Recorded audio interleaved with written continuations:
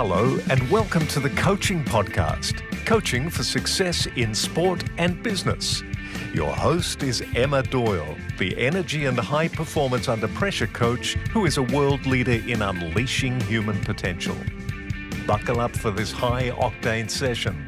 Let them have it, coach. G'day everybody and welcome to the Coaching Podcast. It is my honor and pleasure today to interview two fabulous women from Her Brilliance. Now, Her Brilliance embraces women-centered group coaching approach to accelerate the development of female leaders, and they use a unique coaching approach full of positivity, supportive community environment, safety, in the leadership identity, lots and lots of great things that I can't wait to talk about in building confidence and promoting female leaders. So, Kellie Jenkins, how are you? I'm great, Emma. Thanks so much for having us. Yes, look, everyone can already tell maybe that slight accent there. We do have something in common. We'll get to that in a minute. Laura Bennett, thank you so much for being on the Coaching Podcast and welcome. Thank you for having us both. It's great to be here. All right. Well, Laura, I'm going to throw it straight back to you because your accent isn't similar to mine. With the Vegemite question, the first question, I'm going to go to you first. So I want to know, A, have you been to Australia, even though you've partnered with the fabulous Kellie Jenkins? Have you been to Australia and have you tried Vegemite and therefore what's your take on it? I have to admit, I was like, this is such a question. So interesting. I have not been to Australia. I did live in London for a time and I worked with quite a few people from Australia, but I have not had the good fortune of trying Vegemite. So I don't know about it, except for Kellie shared with me. Okay. Well, I have a feeling the next meeting that you two have, there may be some exploration opportunities there. Kellie, what's your take? Oh my gosh. I mean, what Australian kid doesn't grow up eating Vegemite sandwiches at school every day? So there is nothing better. We always try and have a jar in the pantry here, although we haven't been back to Australia for so long that I think we're out right now. So looking forward to my husband bringing some back in the next couple of months. Yeah, well, my heart's with you too. It's coming up 3 years. So, but my mum sends me care packages with the little, thank goodness. So listen, Kellie, on that note then, because you are a lover of Vegemite, could you start with your best coaching moment and maybe what was a lesson or two for our listeners? Yeah, I mean, I think for me, I can't think of any specific moment, but you know it when you feel it. And it's that sense of being in the flow, just so deeply attuned to the conversation, the questions are flowing naturally, and your client is thinking really deeply about their answers. So I love when a client says, that's a great question. And not so much because I'm looking for the validation of, I did a good job, but more because I know that it is really taking them to a place that they haven't considered previously. Great lesson there for how you're questioning and trusting your instinct. I love that one. Laura, you're going to have to start on the flip side for me. What about a coaching moment that didn't go so well? Yeah. I was thinking about a particular engagement with, it was sort of your typical leader is asked to go through coaching, as a way to sort of help them develop. And in this particular case, I think what was challenging was the leader was not super invested. A lot of questions about why am I even here? And, coaching, I think, is such a co-created process.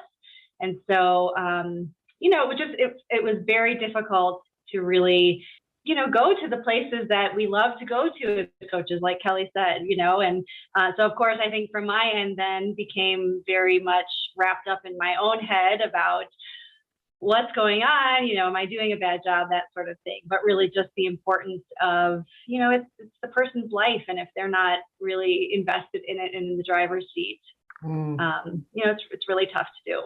And piggybacking off that, Kellie, can you think of a moment that didn't go so well? Oh, yeah. And I mean, Laura's hinted at it. It's when we get in our own heads, when we get so sucked in to the client's story that we take it on as our own and we start trying to fix and find solutions. And I mean, it's a natural human instinct to want to help, and helping in that way is not our role as a coach. So it's trying to bring yourself back out of that when you find yourself sucked into it. One of my favorite things about this podcast is I generally do a business coach and then I'll do a sports coach. And I love the balance of answers with regards to what you just said, because as a sports coach and me in chapter 1 as a tennis coach, our job is to potentially fix a forehand. So I love this word coach. It's so fascinating to me. And I think it's so fascinating for our sports coaches to learn from business coaches around the power of not trying to get so stuck in our own heads that we're trying to fix somebody's forehand. I know in chapter 1, I used to spend like 90% of my time trying to get the angle of the racket just perfect, when really it wasn't probably going to impact the result on the weekend, when it was about them finding the answers that live within themselves. So I love that every week. And I just thought I'd highlight that. Maybe some other listeners might draw their own conclusions, fancy that, onto the value of this podcast. Laura, what about a great coaching moment? Yeah, I mean, like Kellie, there wasn't one in particular, but I was reflecting upon actually the last women's group that we led together, and just how amazing it was to, bring women together from such different backgrounds, having different roles, and just to see what can get created when you bring women together. It's really something quite sacred and remarkable, and really just bigger than even the sum of the individuals together. Extremely, extremely rewarding. And I think, so rarely do we have that space in our lives to reflect and explore and make those connections. It was really, really just such a wonderful experience. Yeah, I can't wait to ask both of you more questions around that, because I don't think we've had anyone on the podcast that really specializes in the group coaching approach. So I'm excited to take a deeper dive into that soon. Let's go into our next question. Kellie, over to you. Sliding doors question. Have you seen the movie? I have. I love it. It's one of my favorites. All right. I don't even need to explain the question. No, you don't. No, I'm right there. And I think for me, it goes right back to early 2000. I was working for a professional services firm in Melbourne, Australia. And I got called into the partner's office one day and was told I was going to be made redundant. And that just, like a knife through my heart. Who was I when I wasn't this, successful professional? And it was, it's one of those things. It was a last in, first out kind of scenario rather than performance-based. It was, financial pressures. And I spent a couple of days really kind of wallowing in that victim mentality of, what had been done to me. I'd been brought across to this firm and then they were letting me go. And there was just a moment of clarity where I decided I had nothing to lose. So I went back in the next day and asked for what I wanted and what I needed, which was a move to another division another group within the organization. And so I think two things. That changed my career trajectory and really ultimately led me to the leadership development work that I'm doing today. But I think more importantly, it just gave me this sense that we often have more control over our own destiny than we even realize, if only we have the courage to ask for what it is that we want and we think we need. Fantastic. More courage than we realize, listeners. Mm-hmm. Heard it right here from Kellie Jenkins. All right, Laura, what about you? Yeah. The moment that came to my mind is actually pretty recent, in the past year. I had reconnected with some old colleagues and was in the process of sort of interviewing with them to potentially join a firm as a coach. And, it had been a pretty drawn out process. And again, I'd known several people in this organization, and I was pretty set and excited at first about doing this. I think it was going to be a really lucrative opportunity. And then over time, as the process went on, there were just some things that I noticed. And in the end, I ended up turning it down and walked away from it, which was a really difficult decision. But as I reflected on it, realized there were just some things that were in conflict with, I think, some of my values and what I was really looking for.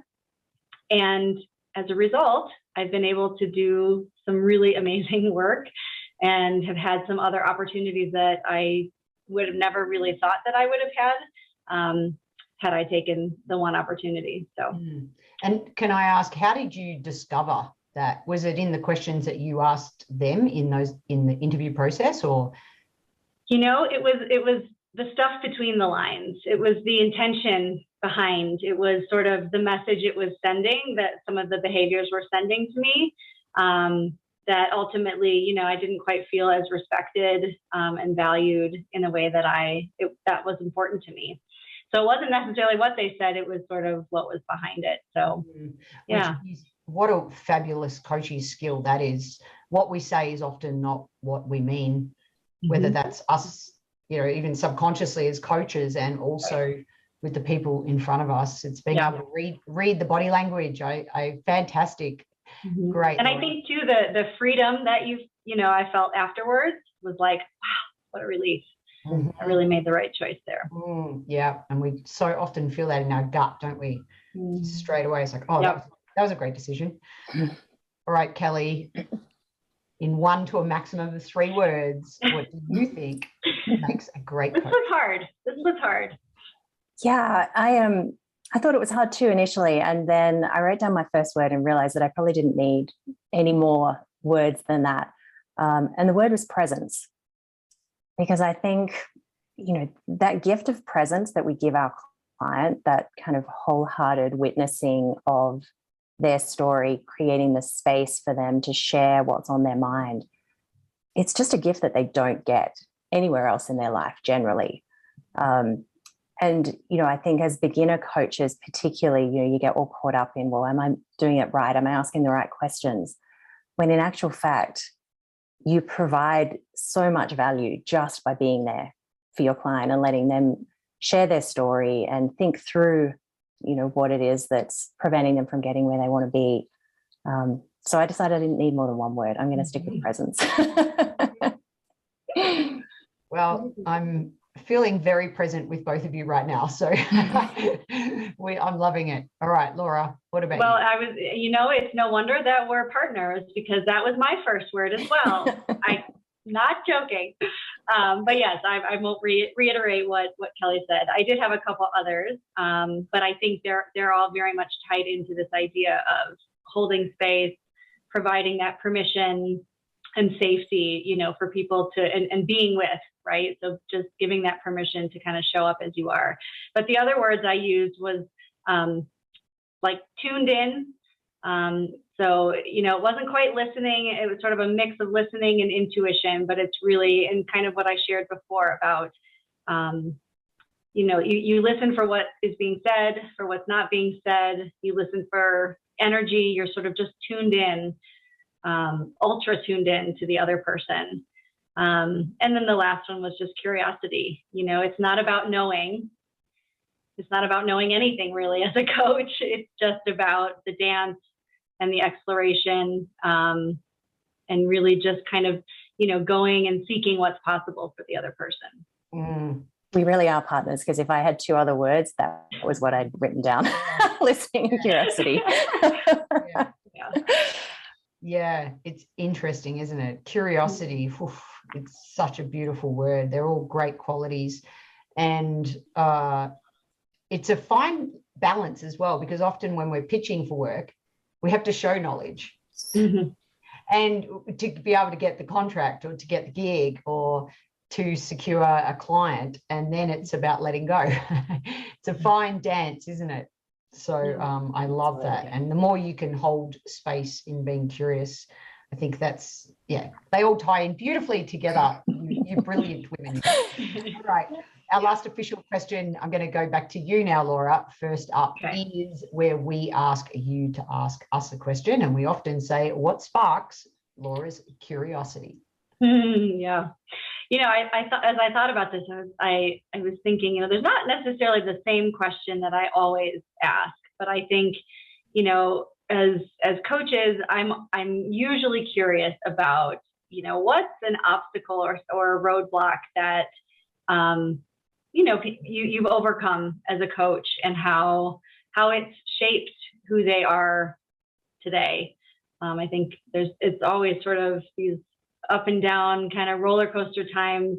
And so it feels, encouraging to hear from other coaches and leaders about what are those kind of obstacles that they've faced, and what they've learned from them. And it ties beautifully into our sliding doors question, because often a lot of responses on this show have been that when there's been that roadblock and they've had to make a dramatic turn. Yeah, I love that question, as you can imagine.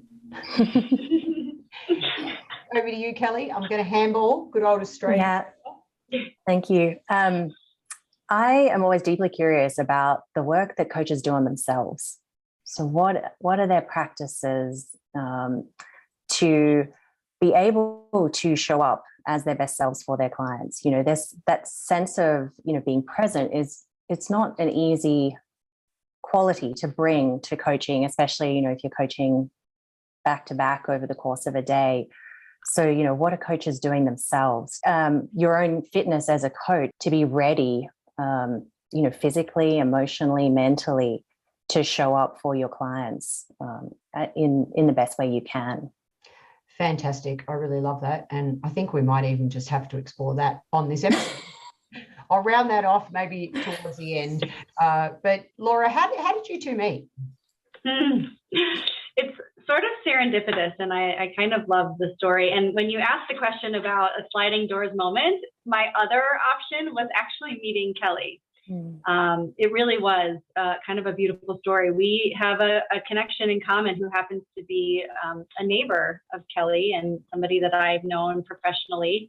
And, in conversation, I think for both of us with this connection and sharing sort of what our passions were and sort of, where we were, we both sort of had this calling or a longing to do something different. And she said, I think that you should meet Kellie. I'm going to introduce you. And I remember our coffee chat, and it was like, yes. We are called to do this work. It was really very cool. And how long ago was that? It was pre-pandemic, so as we always tell time by the pandemic these days. So it was probably 3 years ago. And in all honesty, despite the fact we both live in Denver, we've met in person twice in that time. And I think that's probably the true mark of a great partnership, is that we are so connected and so aligned, and we've only ever met in person twice. Fantastic. So what about the creation of the name and the logo? I always find there's a story behind that. Kellie, how did you come up with Her Brilliance, and is there a story there? Yeah, I mean, it's not a great one, but I guess there was a process that we went through. At the time we had been doing a couple of group coaching programs for women together as, just kind of as one-off projects. And then this sense that if we brought it together under an umbrella, we could do so much more. We could offer those programs, but we could also do so much more work together for that, that target market of women leaders. And we have always talked just, I think both individually and collectively about sort of our deep why is around tapping into that brilliance that women have. And, you can see it in other women, and yet they don't always see it in themselves. And so there was this sense that we really wanted to provide an avenue through which women could both reconnect with that sense of brilliance and then bring it to life in a way that felt authentic for them. And Laura, why do you think that is? Why do you think, as women leaders, could you shed a bit of light on that? Why don't we see our brilliance as much as we can or could? Yeah, I think there's a lot of different reasons. I think that women, and I think we're seeing it even more sort of exacerbated in the last couple of years over the pandemic. But women face some really unique challenges in the workplace as leaders. All sorts of different things that I think we've been seeing for years and years, and like I said, have sort of come into the spotlight even more. One of the things Kellie and I see often is just this enormous amount of self-doubt, imposter syndrome, those kinds of, sort of mindsets and things that beliefs that women have about themselves or where they should be, that really can also get in the way of them really tapping into their brilliance and having the type of impact and influence that they might want to have. what comes back to what you mentioned earlier, Kellie, as well, around finding the time to self-care, take care of ourselves first. And often we're so busy with all those things that you mentioned. In my TEDx talk at the time, there were more CEOs named John than there were female CEOs in Australia. That was 2017. So it's a really important work that you're doing. And like I said earlier, we haven't had many coaches that do group coaching. I'm assuming if you've only met twice in person, a lot of it's virtual. So that I want to explore that a little bit further as well. So Kellie, what are some of the benefits of this group coaching approach? Yeah, I think, we discovered just how powerful group coaching could be, through one of these programs that we ran very early on. And I remember there was just this light bulb moment for one of the participants who said something along the lines of, "Oh my gosh, I can't believe you experienced that too. I thought I was the only one." And I think this idea of being a leader who is a woman, in organizations where there isn't equal representation, and in some cases far from equal representation, there is this sense of feeling alone. There aren't female role models. There isn't a strong network of female leaders generally. And so you are left to try and navigate that career structure by yourself. And so I think, as Laura was talking before about the mindset, I think it's a twofold thing. There's the mindset piece, but there's also a systemic piece. And I think they reinforce one another. And the fact that you can't see other people, successful role models further up the chain, lead you into self-doubt. And, how do I show up? And is this the right way? And I'm trying to do it like the man next to me and it doesn't feel right. No, it's, so I think, the real power is bringing women together in community. And that is at the core of the work that we love to do. And, we're really just overlaying that with coaching competencies and principles, which we know are so effective for, people's growth and development. So it's that combination of a coach approach to bringing women together in community so that they don't feel so alone. They can share their experiences. They can hear from others who are experiencing the same things. Yeah, I really love the fact that you can impact one to many. You've got empathy involved in there. And Laura, Zoom approach or the virtual approach versus a group environment in person, what do you see as some of the advantages and differences? Yeah. I think, there's definitely advantages to both. And we enjoy and we'll do, both types of environments. But I have to tell you, it's really remarkable the type of space that you can hold in a virtual environment. I think the other aspect is generally the group size is relatively small, so you can see everybody's face on the screen. It's not like you're scrolling through, 30 people. But there really is a way to connect with people in a very genuine way through a virtual environment. And I think in some ways the advantages too for women who have multiple priorities and things going on, the virtual environment, it really meets people where they are. So they can show up from home, their home office, or at home, or in their current office. They're not commuting. There really is that ability to just show up how you are. You don't need to get dressed or, find childcare for your children, whatever the case might be. So it's really sort of a flexible approach, as well as, like I said, you can really create that really wonderful space in a virtual environment. And Laura, can you share one or two tips and tricks of how you create a safe space in that virtual? We'd love to. Yeah, you bet. Cool. I think one of the first things that we usually try to do is there's something to be said for how you arrive. And so because most people are very busy. They're coming straight off of, potentially another meeting or whatever the case might be. So there's, distractions, all sorts of things going on in people's heads.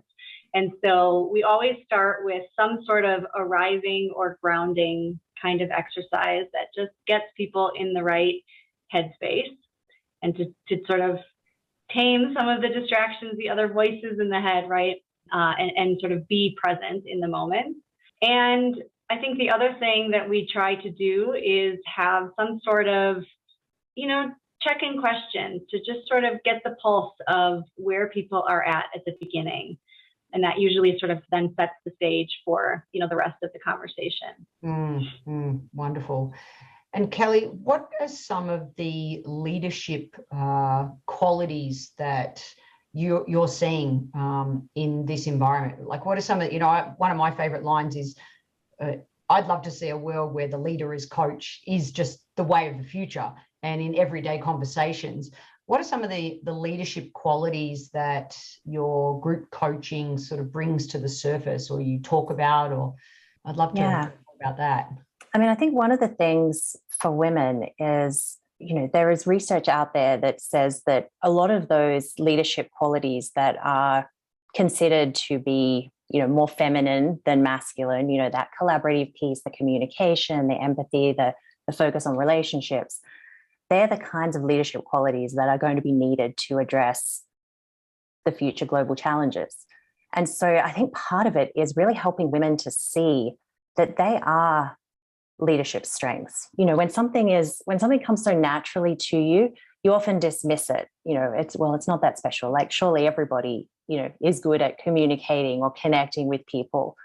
And that is, that mindset, I think, then stops women from leaning into what is a very innate strength, but a very necessary leadership capability. And I think if women were able to make more of those sorts of qualities, and organizations were more receptive to leading from, in that way, then I think women would be far more successful, both in terms of the confidence that they're bringing to their role as a leader, but also the impact that they're making within organizations.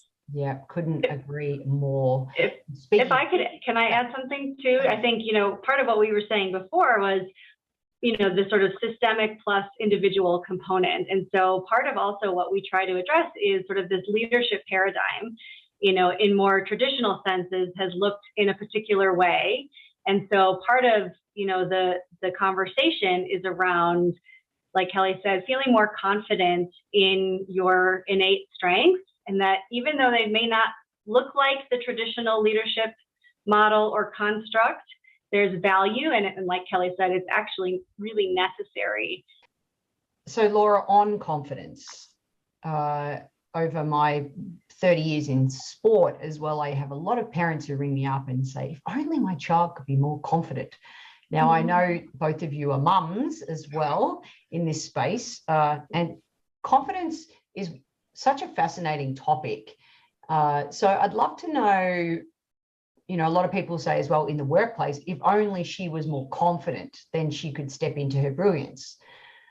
When like a manager might come to you and say that about one of the leaders in one of your programs, what are your thoughts around A, that statement, and B, the word confidence? That's a good question. I think, we touch on some confidence. I think it's an interesting one. I think we like to look at things like inner knowing, and really, again, sort of that it's about trusting one's self and trusting that sort of that inner intuition, that inner knowing in ways that then allow you to be more confident, in how you're showing up, looking at, how are you aligning what you're doing with the things that are really important to you, like values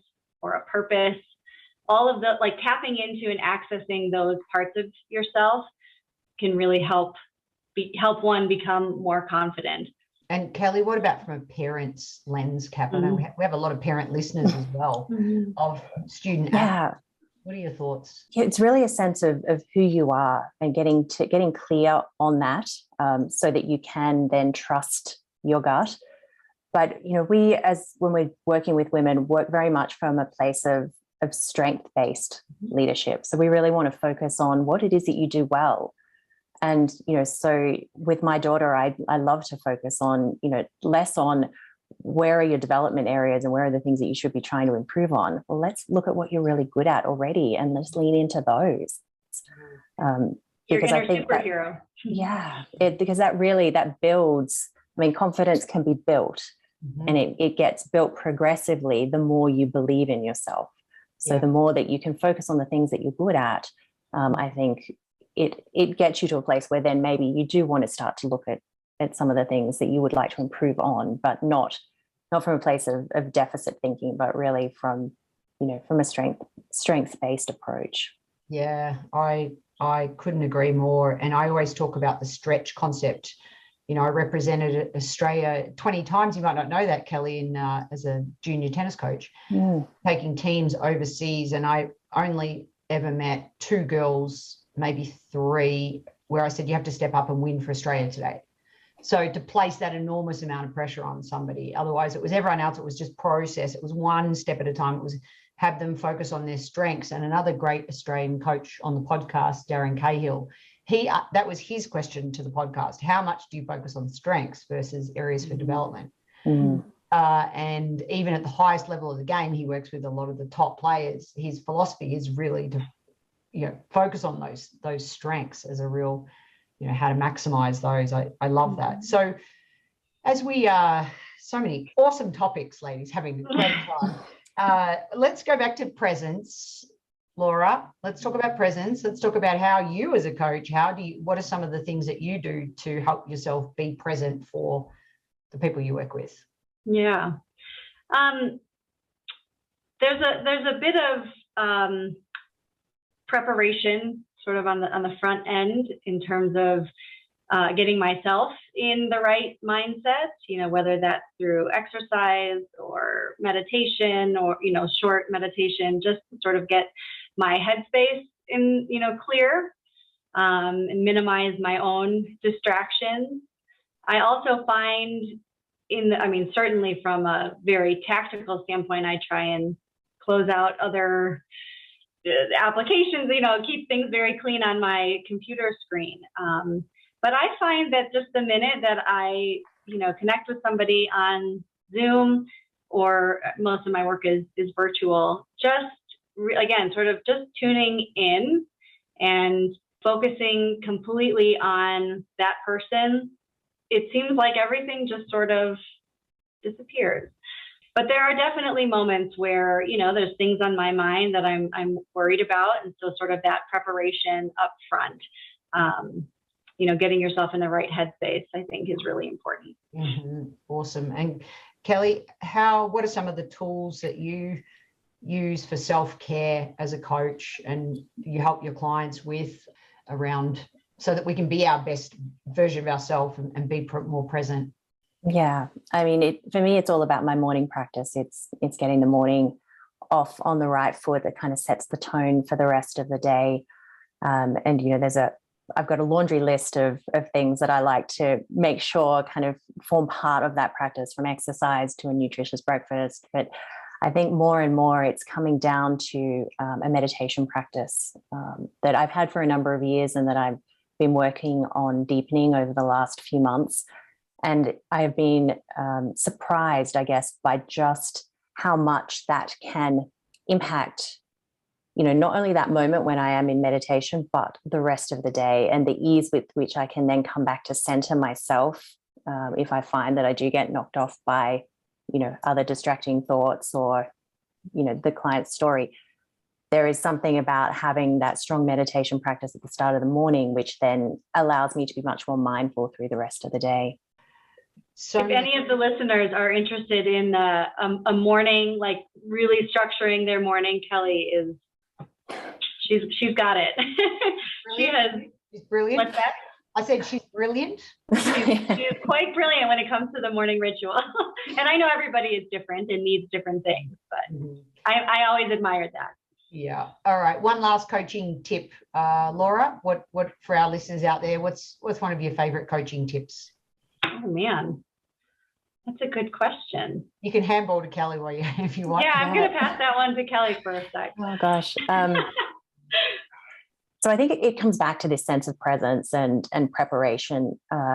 The thing that I always do before a coaching session is set an intention. And what that requires of me is to kind of connect with, this essence of who I know my client to be, and what is it that they might need from me in this moment. And that helps me to set an intention for how I want to be when I show up for them, because, different clients are going to need different things. So really connecting into the individuality of that client, I think, is important. Yeah. Laura? I love that. I think there's an authenticity piece for me. I really try very hard to just be myself, and sort of trust that, who I am is going to work for some. It may not work for everybody, but, if I can't wholeheartedly show up as, the best version of myself, then I can't expect anybody else, to work on that for themselves. And so I think giving yourself the permission as a coach to just be okay with who you are and showing up as you is really important.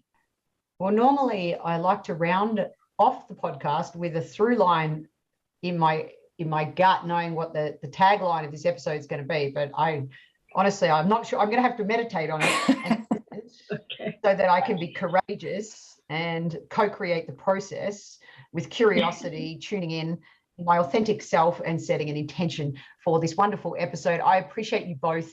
Thank you so much, Kellie, for being on the coaching podcast. My pleasure, Emma. It was so much fun. And Laura, both of you are brilliant. So thank you so much. Thank you so much for having us. The Coaching Podcast is sponsored by Transition Coach for Athletes, a global coaching, mentoring, and US placement service. The service helps athletes navigate the often challenging world of choosing your best college fitness performance. Visit www.transitioncoachforathletes.com. That's the number 4. If you, company, are interested in sponsoring the Coaching Podcast, reach out to info@emmadoyle.com.au. Yeah, who doesn't want to talk about female leaders and what we can do to help impact the world on that level, hey? Yeah.